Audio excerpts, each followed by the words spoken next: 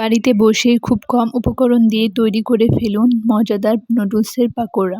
এই মজাদার রেসিপিটা জানতে হলে ভিডিওটা শেষ পর্যন্ত দেখুন। প্রথমে একটা পাতিল নিব চুলায়, কিছু পরিমাণ মতো পানি সেখানে দেওয়ার পরে সে পানিটা টকবকা বলক উঠাবো। উঠানোর পরে সেখানে 2টা নুডলস এবং নুডলসের যে মশলা থাকে সে মশলাগুলোও দিয়ে দিব, যাতে একবারে সবগুলো মেশানো হয়ে যায়।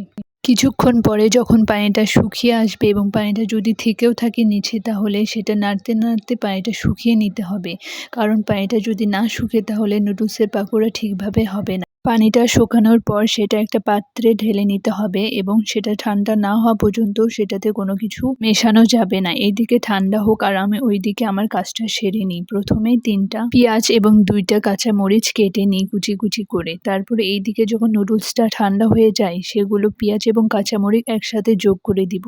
এখন আস্তে আস্তে যত উপকরণ দেওয়া দরকার সবগুলো এক এক করে দিব। প্রথমে আমি এখানে একটা ডিম ফেটে নিলাম, তারপর ডিমের জন্য সামান্য পরিমাণে নুন দিলাম, তারপরে গুঁড়া মরিচ দিব, তারপর জিরার গুঁড়া।